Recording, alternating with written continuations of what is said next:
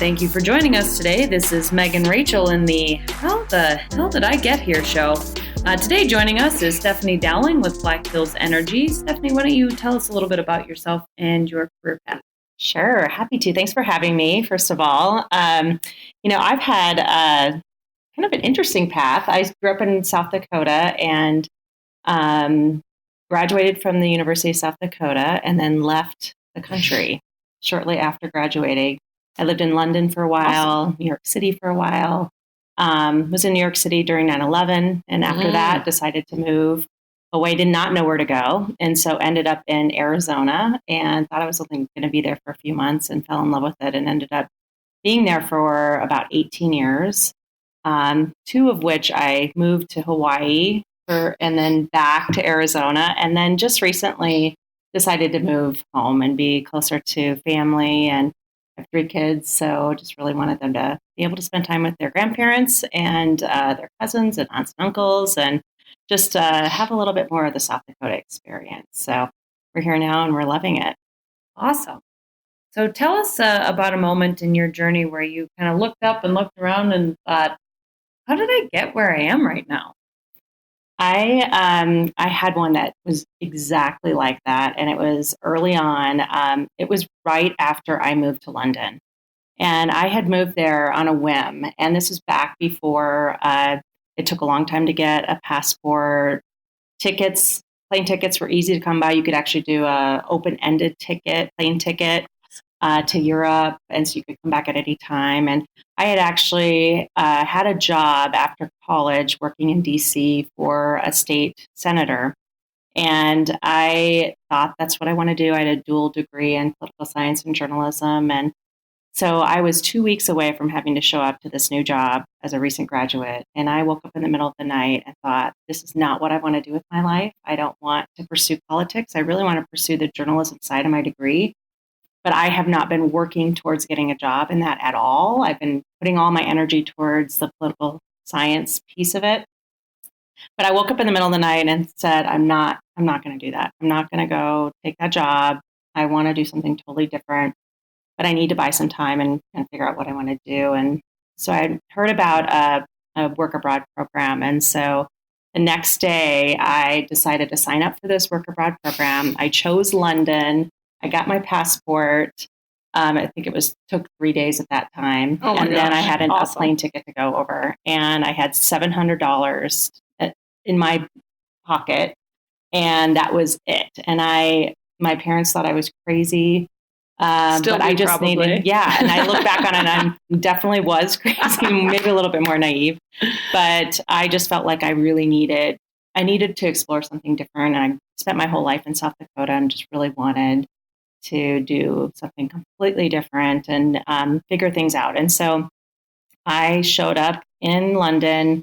I had no job. I had no place to live. My luggage did not make it over. And I just had the cash in my pocket. And I remember trying to find a hostel to stay in for the first few days until I could figure things out. And there were none available.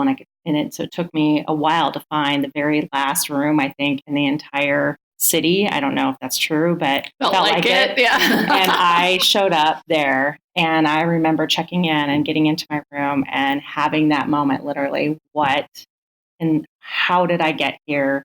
Why did I choose to go here? And what am I going to do moving forward? And it was probably the most jolting thing I had ever been through and had done leading up to that moment. But what I realized in hindsight, because very quickly, well, first I slept for 2 days because I was in shock. And jet lagged out of your mind. Yeah, and I had no luggage, nothing. And I did not want to call my parents because I knew that they would hear the fear and hear just all the emotions in my voice. The panic. So I didn't want to panic them. So I didn't call them. I did check in and say, I'm here. Bye. So gotta go. Wouldn't worry, but I couldn't really talk to them because I just really needed to process what I had just done with my life. And so it was 2 days. I decided to get myself out of bed and get myself together and show up to the office of the work abroad program. And so when I got there, things started to fall into place. I found a flat to live in and some great flatmates that I'm still friends with to this day. found a job. I had the most amazing experience. But what I realized that did was it totally shocked my system completely and really started the trajectory of my life. And so from that moment, and opportunities just continue to create or open up and present themselves. And so I've had several moments since then of the same thing, but it's because I feel like I approach life in that same way where I'm willing to just show up and it doesn't make any sense. And it's exciting and different, but I really want to jolt the system and I want to kind of send my life in a very different trajectory. So from there, there's been several very similar moments, but each one has been shocking, but yet very exciting and just a lot less panic, a lot more life skills to be able to process everything and ensure that it's, goes in the right direction. But it's definitely been kind of a theme of my life so far. Love it. So exciting. That's a great story. How did you feel leading up to that? How the hell did I get here moment, but that sounds like it kind of started when you decided that this life you had sort of assumed you were going to live, you didn't want to live anymore. So what about leading up to that do you think was like, was it too structured?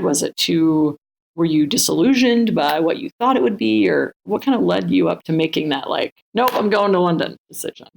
I think it was more just sheltered. I had this, and maybe I wasn't even completely aware of it, but I felt like I hadn't really experienced life and that I could see where my life was heading because everyone in my family, everyone I grew up around, all my friends, just kind of fall in the same pattern and same path. And nothing was wrong with that. It just, I could see myself going in that direction.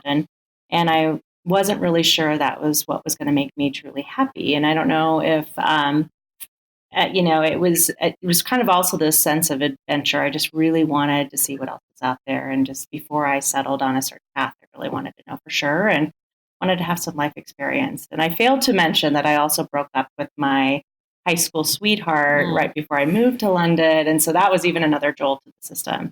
But we have since, we've been married for 16 years. And so we were able to get back on the same path again after that experience. But it was, that was quite jolting as well. So add that layer in. So I think that was, because I was with him also, I kind of just saw my life heading in a certain way. Right. And there wasn't anything wrong with it. I just I deeply felt like I needed to try to see what other path I could go on. I totally get you. I grew up in South Dakota too, eastern South Dakota. Yeah. And even in high school, I felt like there was just such a prescribed sort of path that I was supposed to follow that I wanted nothing to do with it. I didn't really know what to do in high school. I did it later, but I was feeling that sort of tension even in high school. Yeah, you just articulated it perfectly. It's kind of an unsaid thing, but you can feel it, and it's a pretty strong. Yeah, and you're terrified of it because you're like, "What does this mean if I'm not like everyone around me that I love, and that's what they're doing?" Yeah, it's intense. Yeah. Well, for those of you who are listening, if you couldn't tell, Stephanie is a fixer, and she used those magic fixer powers to do different things in her life and create chaos that probably her stabilizer parents didn't appreciate. and you possibly saved boyfriend. Me so much therapy if I would have known that 25 years ago. Right? we talk a lot about if we could get the ideas like this into younger people when they're deciding on their future, on even future roles. Because I got into a job where I wasn't really fit for it. And I thought it was me. It was, I was something wrong with me. And it does shake you. It took a lot to overcome that.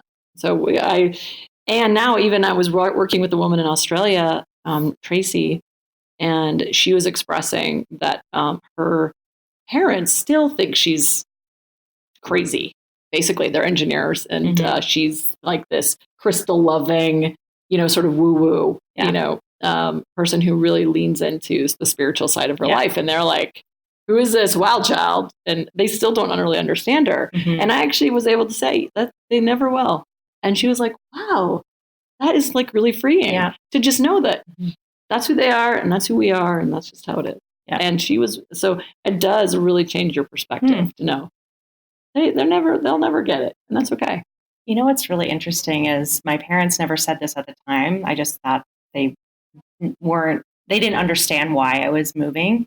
But years later, they told me that I was always that type of a child. They knew that I was going to be moving away and kind of finding my own path and adventure, that I apparently had said things even as early as 3 and 4 that made them think that. And so that they kind of raised me to trust my instincts in that way. And I had no idea. So thanks for telling me, Mom and Dad. That would have helped. I know. I don't think they purposely withheld that, but they just kind of, we always knew you were going to do that. So it really wasn't a big surprise to us. So. Right. Well, it was a surprise to me. Yeah, I know. Maybe you should have told me that before I was standing there going, how did I get here? Maybe that was a phone call you should have made, and they would have went, don't worry, we knew you were going to do this. Fine.